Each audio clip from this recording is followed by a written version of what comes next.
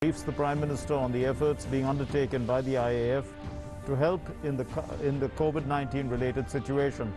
IAF has ordered 24/7 readiness of the fleet for the operations. COVID vaccination in the country reaches 14.78 crore doses, more than 25 lakh doses administered in 24 hours. Registration for vaccination opens from today for all above 18 years of age.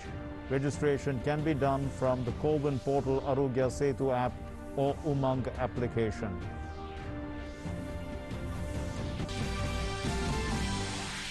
Support flows from outside India to help fight the testing times of COVID pandemic. The IAF airlifts oxygen containers from Dubai, Singapore and Bangkok. Canada offers help of $10 million through Red Cross. Bhutan to provide oxygen, Taiwan to send oxygen generators.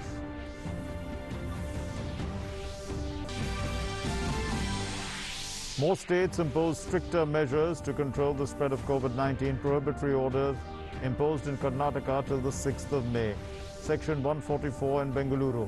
Corona curfew imposed in parts of Haridwar till May 3rd.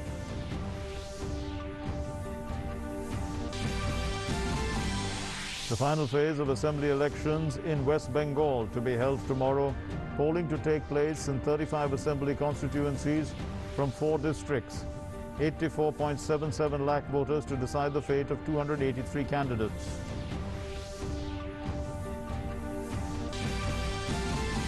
.4 magnitude earthquake shakes northeastern parts of India. Epicenter of the quake identified as Sonitpur in Assam. The quake causes damage to property but no loss of life reported. Tremors felt in parts of Bihar, West Bengal and parts of Bangladesh.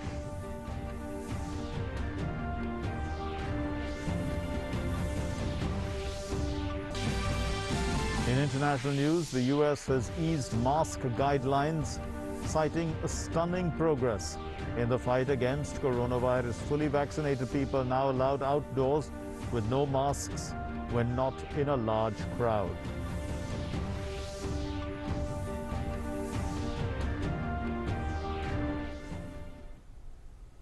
Namaskar and welcome to the news. My name is Mark Lynn. Let's begin with our top story. In a significant intervention to augment oxygen supply, Prime Minister Narendra Modi has sanctioned the procurement of 1 lakh portable oxygen concentrators through the PM CARES Fund. The decision was taken at a high-level meeting chaired by Prime Minister Narendra Modi to discuss the measures needed to improve liquid medical oxygen supply for COVID management. The Prime Minister instructed that these oxygen concentrators should be procured at the earliest and provided in states with high case burden. In addition to the earlier sanctioned 713 PSA plants under the PM CARES Fund, 500 new pressure swing absorption oxygen plants have been sanctioned under the PM CARES Fund.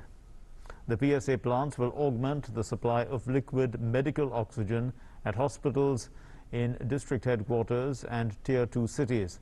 These 500 PSA plants will be established with the transfer of indigenous technology developed by DRDO and CSIR to the domestic manufacturers.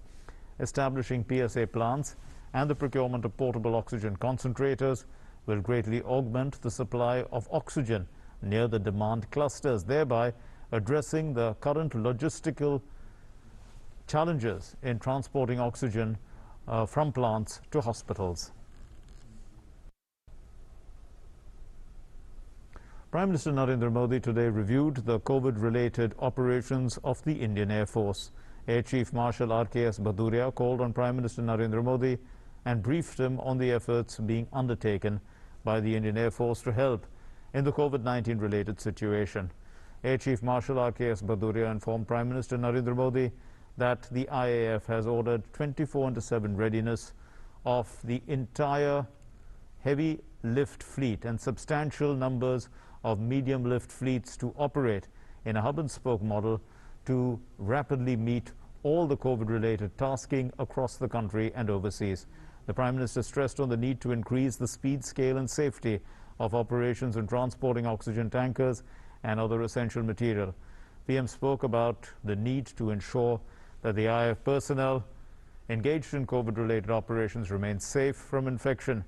He also spoke about the need to ensure safety of all COVID-related operations.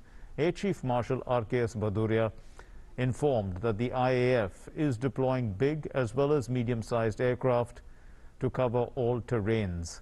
He briefed the Prime Minister about the dedicated COVID air support cell set up by the IAF to ensure faster coordination with different ministries and agencies to COVID-related operations.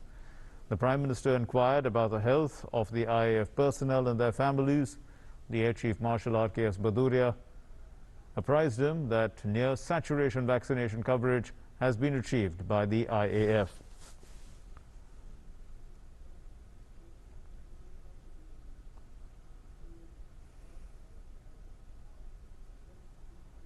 A liberalized and accelerated Phase 3 strategy of the COVID-19 vaccination will be implemented from the 1st of May 2021.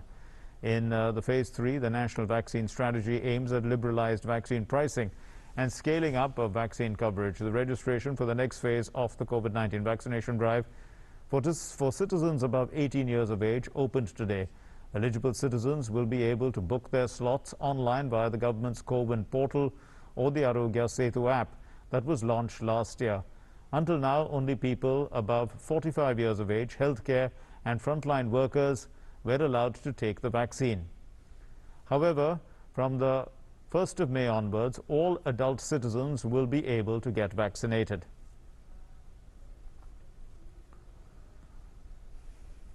The Maharashtra government has announced that it will administer vaccine doses against COVID-19 for free to all its citizens between the ages of 18 and 44 in the third phase of the vaccination drive that begins on the 1st of May. The decision was taken during the Maharashtra cabinet meeting. The Maharashtra Chief Minister Uttar Thackeray said that the State Health Department will announce the detailed vaccination program and citizens will be informed about it in advance. Well, India's daily COVID cases continue to rise.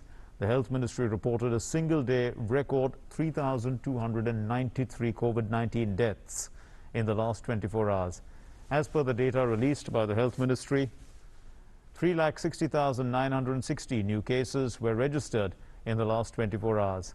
10 states, including Maharashtra, Uttar Pradesh, Delhi, Karnataka, Kerala, Chhattisgarh, West Bengal, Tamil Nadu, Gujarat, and Rajasthan reported 73.59% of the new cases. Maharashtra has reported the highest daily new cases at 66,358. It is followed by Uttar Pradesh with 32,921 and Kerala reported 32,819 new cases. India's total active caseload has reached 29,78,709. It now comprises 16.55% of the country's total positive cases. The national mortality rate has been falling and currently stands at 1.12%. As we said, 3,293 deaths were reported in the last 24 hours. The cumulative number of COVID-19 vaccine doses administered in the country has crossed 14.78 crore today. Cumulatively, 14 crore 78 lakh 27,369 vaccine doses have been administered through 21,18,435 sessions as per the provisional report till 7 a.m. today. More than 25 lakh vaccination doses were administered in the last 24 hours. The government has been leading the fight against COVID-19 pandemic, and the government has so far provided nearly 16 crore vaccine doses to states and union territories free of cost. And out of these, the total consumption, including wastage, is 14 crore 89 lakh 76,248 doses, and more than 1 crore COVID vaccine doses are still available with the states and union territories to be administered. More than 57 lakh vaccine doses will be received in addition by the states and union territories within the next 3 days. It has been clarified that the total COVID vaccine doses received by Maharashtra as of the 28th of April 2021 are 1 crore 58 lakh 62,470, and of this total, the consumption, including wastage, which is of 0.22%, was 1 crore 53 lakh 56,151. So the balance is 5,06,319 vaccine doses still available with the state for administration to the eligible population groups. A further 5 lakh doses of COVID vaccine are in the pipeline for delivery in the next 3 days. Maharashtra has reported the highest daily new cases at 66,358. It is followed by Uttar Pradesh with 32,921, while Kerala reported 32,819 new cases. Maharashtra also saw the maximum casualties, 895, during the last 24 hours. International countries continue to extend their support to India, which is battling the second wave of COVID-19 pandemic. In the latest, the Korean government today decided to provide urgent medical supplies to India to help save lives in the face of the COVID-19 pandemic. India and Korea have been close partners for decades. Consultations are underway with the Indian side with regard to the specific medical items in need, including oxygen concentrators. The Korean government said it will continue to closely cooperate with India, its special strategic partner, in its fight against COVID-19. Singapore's minister in the Prime Minister's office there and the second Minister for Foreign Affairs, Dr. Maliki Osman, and the Indian High Commissioner P. Kumaran flagged off a consignment of 256 oxygen cylinders from Singapore to support India's COVID-19 efforts. It is being flown out by 2 Republic of Singapore Air Force planes from Paya Lebar base. Singapore's diplomatic missions in New Delhi, Mumbai and Chennai in a tweet said that last year India helped the world and Singapore by exporting essential medicines and supplies. Now we stand with you as you fight COVID. Prime Minister of Canada Justin Trudeau said that Canada will contribute $10 million to the Indian Red Cross through the Red Cross of Canada. In a tweet, Trudeau said that right now the people of India are facing a tragic situation. To help with everything from ambulance services to buying personal protective equipment, PPEs, that is, we're contributing $10 million to the Indian Red Cross through the Red Cross of Canada, and we stand ready to donate extra medical supplies too, is what Trudeau tweeted. Meanwhile, as scores of countries across the world come forward to extend aid as the second surge of COVID-19 pandemic rages across India, the spokesperson of the Taiwan presidential office, Kolas Yotaka, took to Twitter to inform.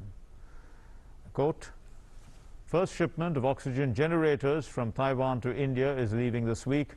We are all in this together."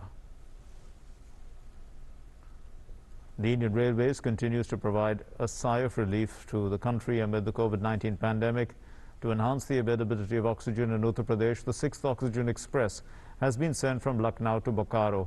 This train will load liquid medical oxygen from Bokaro to ensure adequate supply of oxygen in Lucknow.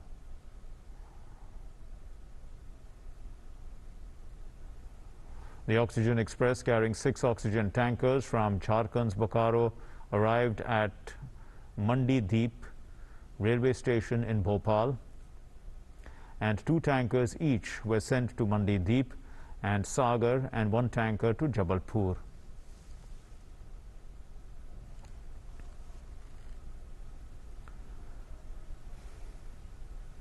The DRDO is going to set up 500 medical oxygen plants within 3 months under the PM CARES Fund.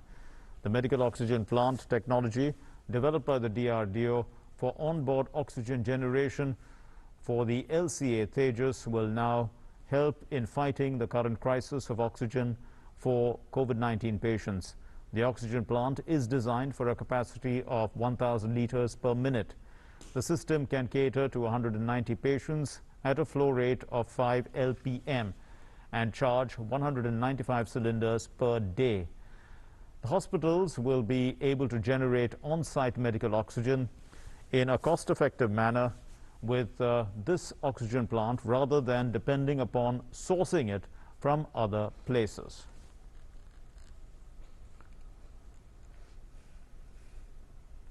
The cabinet, chaired by Prime Minister Narendra Modi, has approved the signing and the ratification of an agreement between the government of India and the government of the United Kingdom of Great Britain and Northern Ireland on customs cooperation and mutual administration assistance in customs matters.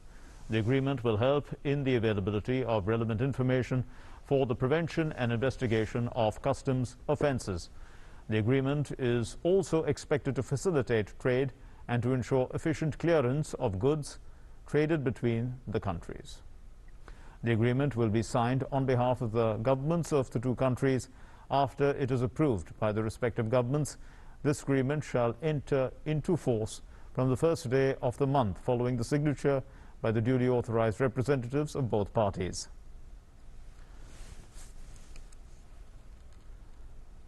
Polling for the 8th and final phase of the West Bengal Assembly elections for 35 assembly constituencies will be held tomorrow. As many as 84.77 lakh voters are eligible to decide the fate of 283 candidates. Polling will be held between 7 a.m. and 6:30 p.m. in 11,860 polling stations in the state. Meanwhile, the Election Commission has rolled out strict COVID protocols for the counting day of the elections held in 4 states and 1 union territory of Puducherry. As per the safety measures, no candidates or poll agents will be allowed inside the counting hall without undergoing RT-PCR or rapid antigen test. However, those who have been administered both the doses of COVID vaccination have been allowed. The Commission has prohibited public gathering outside the counting venue during the process of counting. As per the safety protocols, district election officers have been appointed as the nodal officer at each counting center to ensure adherence to COVID-19 related norms at the counting centers.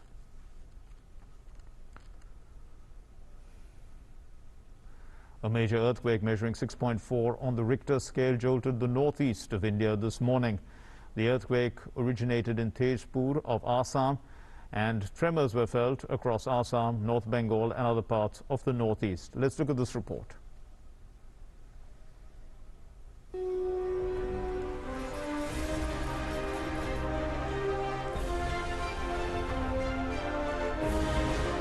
A powerful earthquake measuring 6.5 on the Richter scale jolted Assam and other parts of northeast on Wednesday morning. 6 aftershocks were recorded in the hours after the first earthquake shook up the region. The earthquake originated in Tezpur of Assam, and tremors were felt even in North Bengal and other parts of the northeast. According to the National Center of Seismology, the earthquake measuring 6.4 on the Richter scale originated in Sonitpur, Tezpur of Assam. The first earthquake was recorded at 7:51 a.m. Prime Minister Narendra Modi spoke to Assam Chief Minister. In a tweet, he said, spoke to Assam CM Shri Sarbanand Sonowal ji regarding the earthquake in parts of the state. Assured all possible help from the centre. I pray for the well-being of the people of Assam. Union Home Minister Amit Shah also spoke to Sarbanand Sonowal to assess the condition in different parts of the state after an earthquake. In a tweet, he said, the central government stands firmly with our sisters and brothers of Assam, praying for everyone's safety and well-being. Union Minister for Development of Northeast Jitendra Singh said in a tweet, spoke to CM Assam Shri Sarbanand Sonowal ji just now. Parts of the state struck by an earthquake of significant scale. Luckily, no loss of life reported so far, only damage to some buildings. State administration closely monitoring and centre in close touch. Arunachal Pradesh also struck by earthquake of almost equal scale. Just now spoke to CM Shri Pema Khandu ji. No major loss of life or property reported so far. No loss to life has been reported so far, though people in the affected states were left shaken. Some living in damaged buildings had to shift out temporarily to remain safe. इतना बड़ा जोरदार आया कि सब आदमी परेशान हो गया, ऊपर से नीचे तक आ गया, नीचे पैर रखना के भी ये मुश्किल हो गया, आदमी हिलने लगा है तो हमको दूसरा आदमी पकड़ के रखा है, नहीं तो हम भी गिर जाता है। बहुत जोर से आया। पहले तो सोचा था कि थोड़ा होगा चला जाएगा, लेकिन धीरे धीरे बहुत आके पूरा बिल्डिंग को हिला दिया। हम सब लोग बाहर दौड़ के मतलब भाग के चला आया। ऐसा पहली बार देखा है हम लोगों ने। जैसे आया पूरा घर हिला दिया है, हिला दिया तो हम लोग सब दौड़ के नीचे आया है। आके देखा तो पूरा मतलब बहुत दिन का बाद में ऐसा बहुत बड़ा भूमिकंप आया, इसके लिए डर रहा है हम लोग। रेस्टोरेंट में ही रहते थे तो थोड़ा टेबल शायद हिला, चाव का कप भी रखा था वहाँ पे, वो भी हिला। हाँ, ऊपर से गेस्ट है वो भी बोला। There were 6 aftershocks following the first major earthquake, which were recorded over the next 2 hours 30 minutes in the vicinity of Sonatpur in Assam. An earthquake measuring 6.0 in magnitude also jolted Dhaka and several other parts of Bangladesh on Wednesday morning. The earthquake was felt at several places close to the epicenter. However, no report of damage to property or damage to life has been reported as yet from Bangladesh. With Rajesh Jha in Dhaka, Bureau Report, DD India. The Goa Chief Minister Pramod Sawant today announced that the state will impose a 4-day lockdown from 7 p.m. on Thursday. The lockdown will be effective till the morning of the 3rd of May. All essential services, including grocery stores, will remain open during the lockdown period. बढ़ते cases ध्यान में रखते हुए हम Thursday night से Monday morning तक state में lockdown घोषित कर रहे हैं और इसी में एसेंशियल सर्विसेज पूरे चालू रहेंगे, पब्लिक ट्रांसपोर्ट बंद रहेगा, इसमें इंडस्ट्रियल सर्विसेज चालू रहेंगे। जो एसेंशियल सर्विस में गवर्नमेंट में जो एसेंशियल लगते हैं वही ऑफिसेस चालू रहेंगे। इससे लेबर को पैनिक होने की कोई ज़रूरत नहीं है। Karnataka has gone into a lockdown mode for 14 days from 10 a.m. today. Bangalore has shut down after the relaxation period of 6 a.m. to 10 a.m. and except essential and emergency services, no movement of vehicles is allowed. Section 144 has been imposed. Yesterday, Karnataka reported more than 31,000 cases in 24 hours. Bangalore is the epicenter with the highest number of cases. The government has gone into action mode to strengthen medical infrastructure. This 14-day lockdown has been called a COVID curfew and is expected to break the transmission chain.